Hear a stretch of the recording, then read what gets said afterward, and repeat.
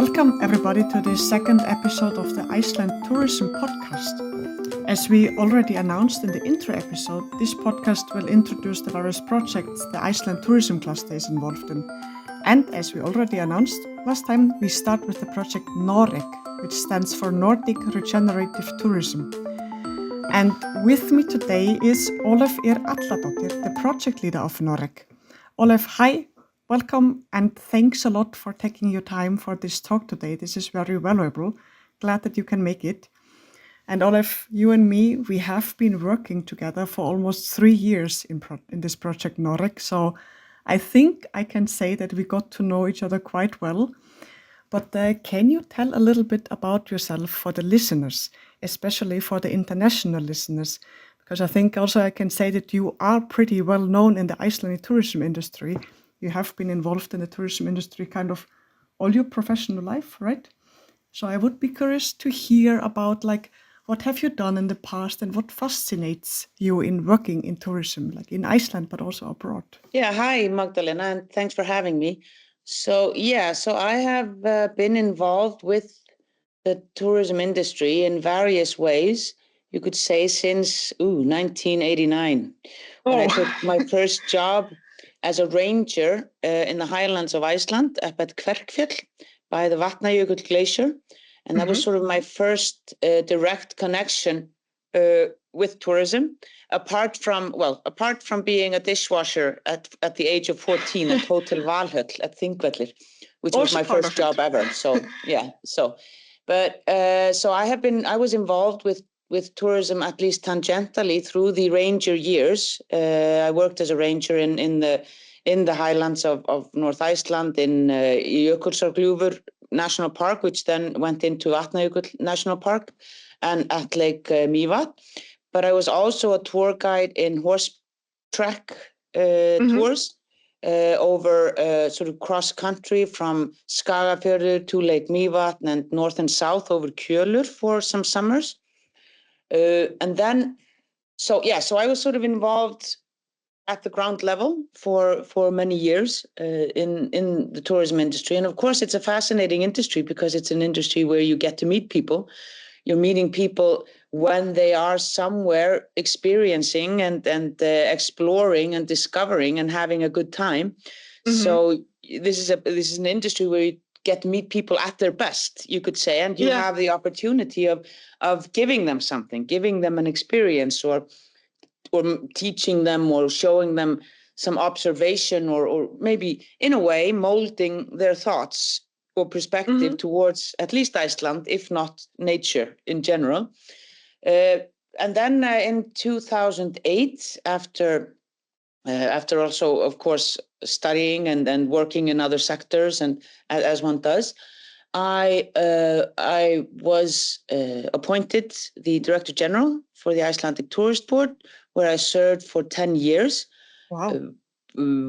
Going through a big change phase within tourism, because you could say that we had one bank crash, 4 volcanic eruptions, and an unprecedented growth from 2010 in tourism, which of course brought with it its challenges.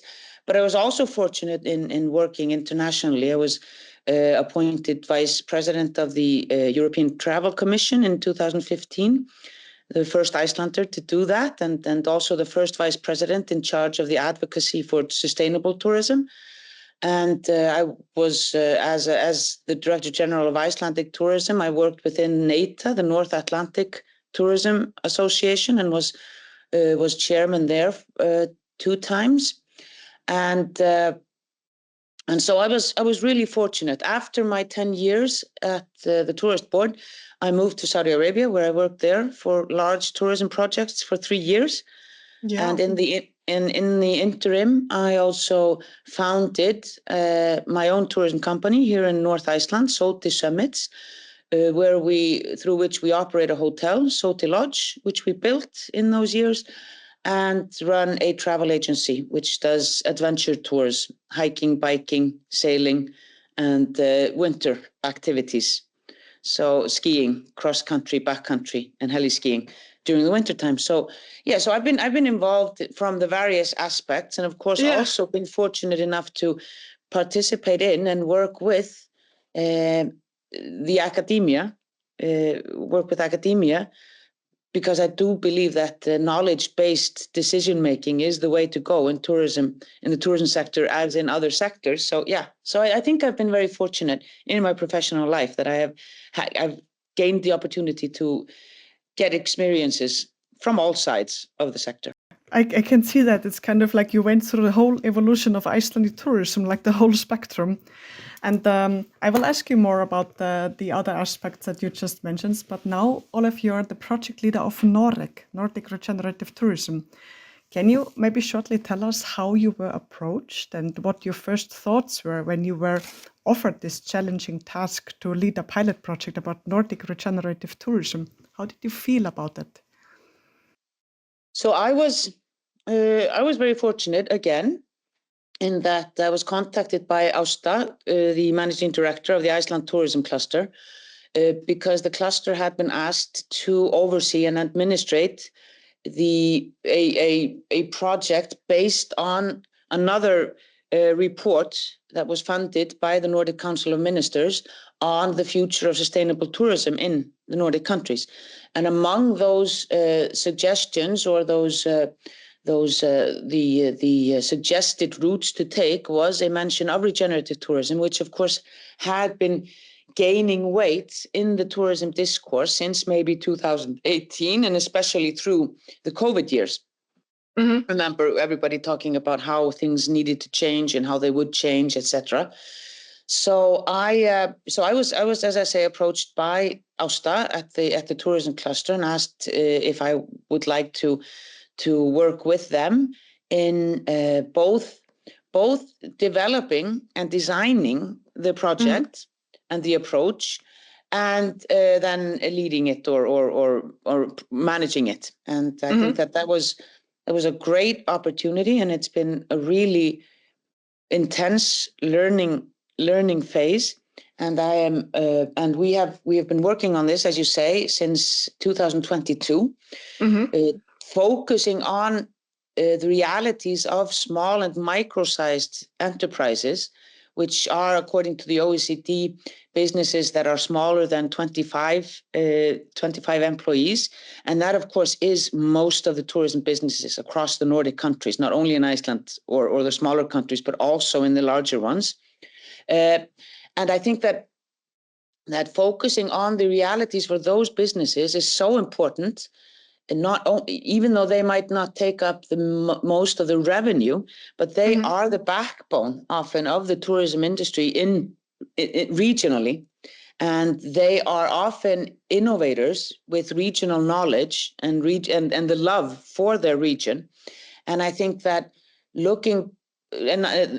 not focusing on them as drivers for local tourism and for local development and for keeping a positive view towards tourism locally, that would be a really big mistake. And also because they are small enterprises, they are place-based, like regenerative tourism is. It means that they can be explorative. They are, as I say, they have in-depth knowledge of the realities that surround them, the natural and societal realities.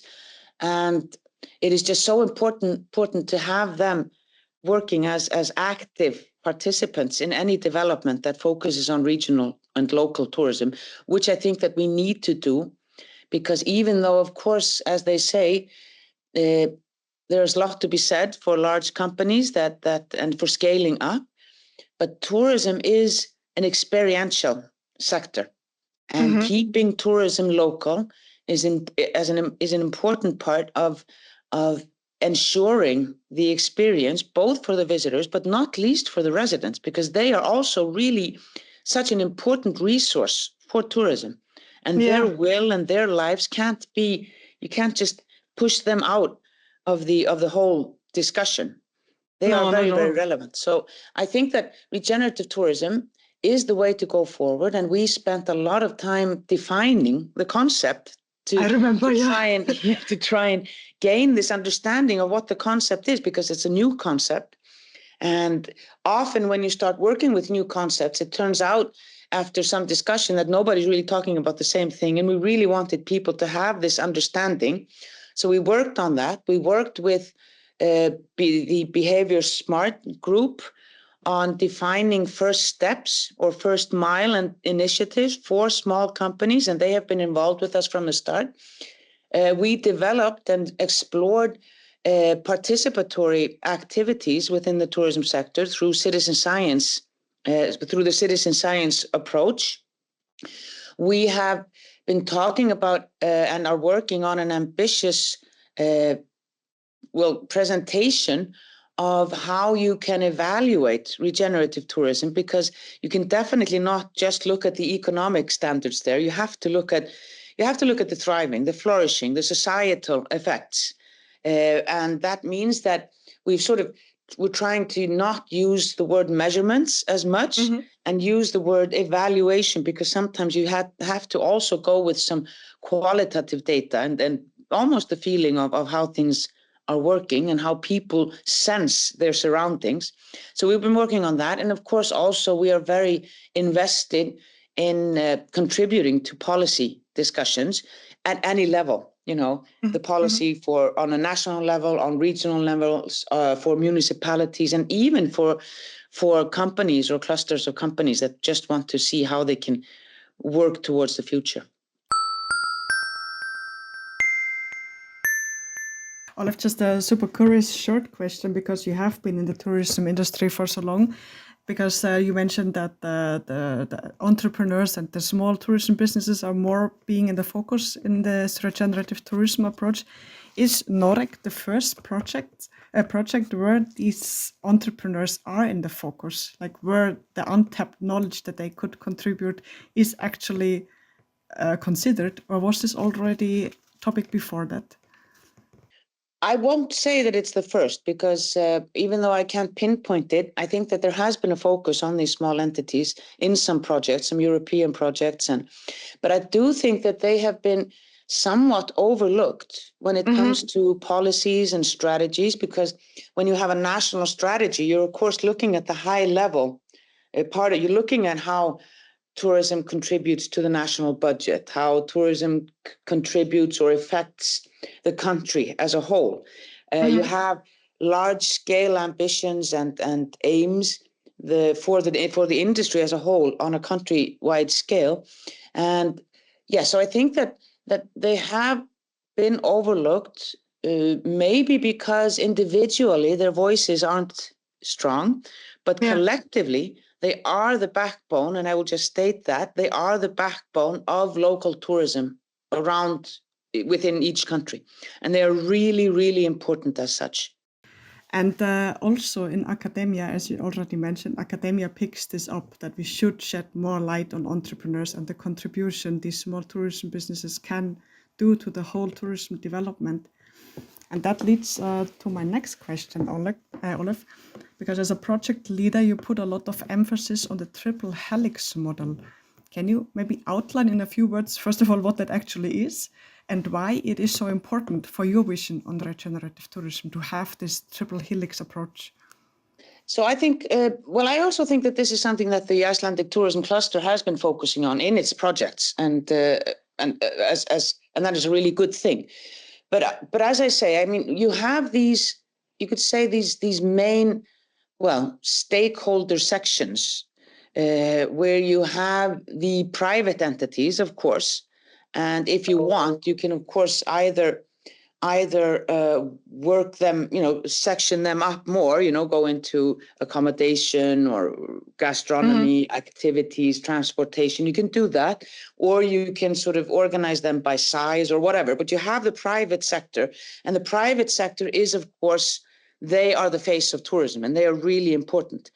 However, tourism is and the actions and the experiences and the whole idea of traveling, of course, goes into the public sector a lot, because, for example, in a nature-based tourism country like Iceland is, and like many of the Nordic countries are, and even when you go into culture, that is often within the realm of the public sector, because national parks are, of course, public.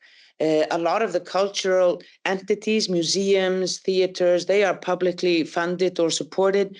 And the whole idea of a municipality as a place to visit is, of course, also then dependent on a lot of stuff, which is, in essence, something that the taxpayers are supporting, just like the road system, the educational system, the healthcare system, the search and rescue system, even though it's voluntary in Iceland, is, of course, supported by this public sector. And all these things that just come together because tourism touches upon most aspects of human endeavor in some way. Yeah. So it is more connected to our sense of community than many other business sectors. And therefore, it's really important to work with the public sector so that those views can be held forth. So you have the business aspect, you have the public aspect, because at the end of the day, the public is us, and we don't want any one industry to overwhelm any of the resources that we consider a treasure or that we hold dear to our hearts. And then finally, the academic sector is really important because it is through the academic approach or through the way that knowledge is gathered in a systematic way, which is in essence, of course, research and academia. That is a really good way to gain knowledge. And their focus, because they often look at it, or should look at it, from a neutral point of view, gathering knowledge based on a hypothesis that they are then trying to prove or disprove. And I think that is so important because tourism, just like other sectors, we can't just go and say, oh, we just think it's like that, or yeah, it's probably like that, or I just saw it, or something like that. We need to base this on some sort of objective view, or at least have an active discourse where you have opposing or complementary views come into place, because that's the way that you get to know things. It's through discourse, it's through knowledge gathering, and it's through the dissemination, the organized dissemination of that knowledge. And I think those three things, those three entities need to work together so you get a holistic view on how you want to move forward. And all tourism strategies need to be holistic. They can't be isolated to tourism or through the tourist or to the tourism businesses or to the public sector, because at the end of the day, as I say, tourism touches upon so many things that you need to go cross-sectoral and try to get a picture or an overview on the effects of tourism on every, because at the end of the day, these are our lives. That's the only thing that matters. Is what I'm doing contributing to my life positively, to my neighbor's life, to nature? What are the effects that it's doing? And that's something that I think all industries must have at the back of their heads. Yeah, and also we have this academic group in the NorReg project that is kind of making use of the knowledge that we are gaining through practical experience in NorReg and makes it visible in academia. And especially this aspect that you just mentioned, tourism touches upon so many aspects in the community life. I think this is something that the NorReg project highlights so beautifully. Yeah, I agree. And the academic group has been a very important part of the NorReg project from the start. Yeah. Ólöf, we are in the third year into the NorReg project now. It's also our final official year. If you think back, like all the work that we have been doing and are still doing, what would you say is the main success so far that the NorReg project has reached? Or do you think there is like one aspect that you can pick out, or is it just the sum of everything? Well, I do think it's the sum of everything, but I also think that having worked for, I think these steps that I mentioned, the first mile steps for companies, the citizen science focus, and the evaluation, the gathering of evaluation methods, I think those maybe stand out. But I also think that just having this platform for discussion and opening up the discussions within the Nordic community and trying to hold together those threads, I think that has also been just very, very valuable and will live into the future. Because of course we're hoping that we can keep the platform alive after the final developmental year. And because I do think it's a really necessary place to be able to share ideas and thoughts, be that formally or informally. Yeah. Also, I think we see that the NorReg project gathered quite some awareness, because if you open events publicly, then a lot of people sign up and want to actually participate and listen to what we have found out. Yes, thankfully people have shown interest in our events. We are going through our we set up an event calendar this winter where we have our partners presenting aspects of their work that fall under the regenerative ideas. And then we also have the master classes where we are going in depth into these focal areas of the NorReg project. And in March, we are hosting a conference in the north of Iceland, which we hope will have a lot of participants, because I think I do think that even though these online events are important and great, and I love them super much, yeah. I think it's so important also just to meet in person, because it gives you a whole other dynamic to the discussion. Yeah, see the people in real life, that is a big difference. And for those who are listening and want to be part of this community, everybody can sign up in our webpage, norreg.is, right? And we have a community for everybody.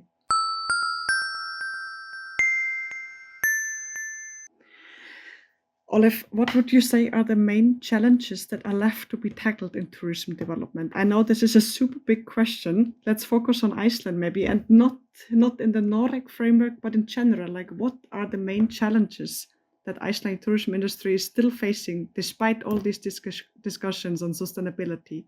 I would start by stopping at the word still, because if any human endeavor had the nature of being finalized, then at the end of the day, we could just break up parliament and everybody would go home and everything would be perfect.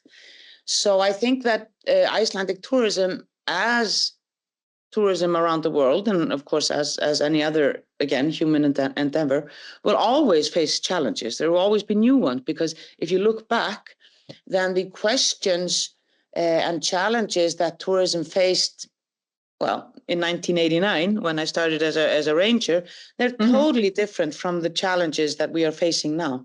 And it'll always be like that. There will always be things that we need to solve or discuss or find a solution to.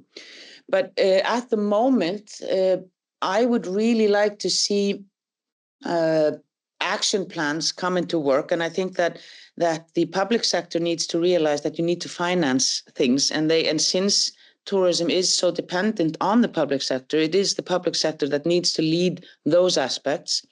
I think we need to focus more on individual regions and small communities around the country, how we can define what they want from tourism, because that can be, I mean, some regions maybe don't want any tourism, other regions want more tourism, and yet other regions haven't yet defined what they would like to stand for when it comes to greeting visitors.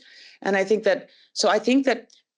we should maybe try and move the discourse down a level. We've done national strategies, we've done regional strategies, and now we're sort of, I think we could be going into the municipalities. And I think that just continuing to understand and work upon the cross-sectoral aspects of tourism, talking together, not siloing the discussion on tourism. I think that will be a challenge, because that is always difficult. It's always difficult to get people with different perspectives to talk together in a holistic manner. And that's what you, at the end of the day, have to do. You have to talk a lot. Which again comes back to what you said before, the tourism touches upon so many aspects in life that you can't just talk about tourism. If you talk about tourism, you talk about communities, about life in general, right? Exactly. Because at the end of the day, we're going through, with the way that the world has evolved, most people will go through life, and sometimes they will be in a community or somewhere where they are in essence hosting the visitors to that place. They are the hosts. Here in where I live in Siglufjörður, I am the host, and even the people, the community as a whole is a host of the guests that come from other places in Iceland or from abroad.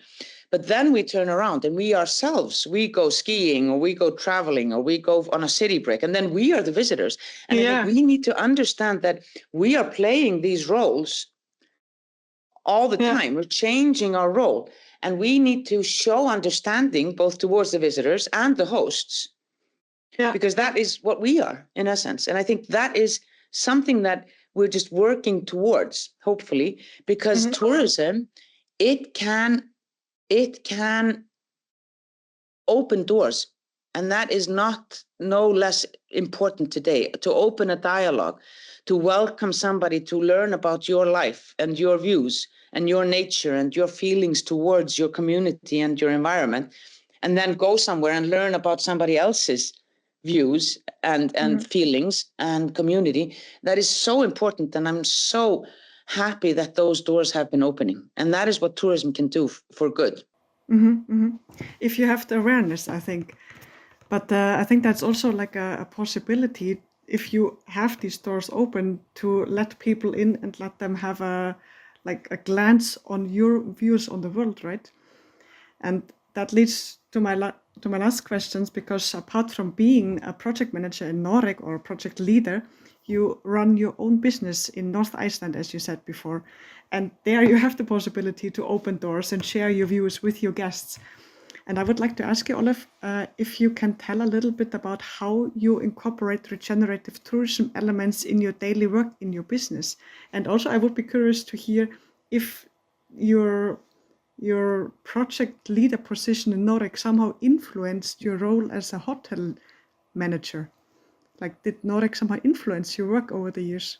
Yes, I would say that, but it's also, it works both ways. That my role as a small tourism entrepreneur in the northernmost town of Iceland has also influenced my work in NorReg. So it's a vice versa thing. I think that I am in the same place as many small business owners, that I am trying my best, but it is also, it can be difficult when you see the somewhat overwhelming large-scale ambitions that are being talked about, like global warming or something, and you just feel inadequate as a small business owner. So I try to rejoice in the steps that I take. I've tried to focus on my community, tried to introduce, so the experiences that I offer, for example, the day tours here in Siglufjörður, they are based on walking, they're based on immersion, they're based on nature interpretation. And of course, I'm very fortunate again in that I work with a lot of local tour guides, local business owners, and I try to keep that aspect of my work local in all the tours that we offer. We in the skiing sector, I have local instructors for the cross-country ski tours with roots in the community here in the northern part of Troll Peninsula, Tröllaskagi, and my backcountry and ski guide team is also all Icelandic. So we've been trying to support through that, to support the building up of professionalism within the ski guide sector in Iceland. So we try to support that and give these low-key experiences where we are mainly maybe working with our own energy, although we, of course, we do boat tours, we do heli skiing. And one thing I want to explore is how we can work towards responsible offsetting within that. So that's something that's a pet project of mine that I'm trying to work towards. But again, then you have the time factor, because as a solo entrepreneur, you don't have the bandwidth, and you just have to be kind to yourself, somewhat doing that. Yeah. So within the hotel, we also try to keep, for example, we offer dinner with all our accommodation, and that's in the effort to have people stay longer and experience, not just come fly by night and leave the next morning. So people have access to the pool, they get dinner. We have a few walking tours that we've defined so people can stay a bit in Fljótin. And we work, of course, with the other tourism providers in that region. So I think that that's mainly what I'm focusing on, is trying to keep things as local as I can, from as many aspects as I can. But of course, I'm far from perfect in that respect. But I have to think about one thing that you mentioned in another conversation. Ólöf, you said that it's so important as a tourism business to also give back to the local community. And you are in charge, or you offer a swimming pool to the community, right? So that's something that I really enjoy doing and enjoy having as part of my responsibilities, because that's sort of our baby, the pool. So we try to do it as well as we can, but it is sometimes challenging to operate an old pool in the middle of nowhere, if you will. But it's really rewarding to do that also. Especially in Iceland with the swimming culture. For us, of course, it's a win-win situation, because we want the pool to be nice and well maintained, because that's good for our guests. So and the pool then benefits from that we have ambitions for it. So, and we are in the place also. So we are, so I think it's a good thing to do this. Yeah. It's a win-win situation for the municipality and for us. And the best practice. Ólöf, it's so much fun talking to you, but I think we should come to an end here. And to everybody who wants to learn more about NorReg, we encourage you and invite you to sign up at norreg.is and become part of the NorReg community. And the next episodes will also deal with the NorReg project. So there are more episodes in this podcast to come where you can learn more about NorReg. Thanks a lot for taking your time, Ólöf. Yes, thank you. Thank you.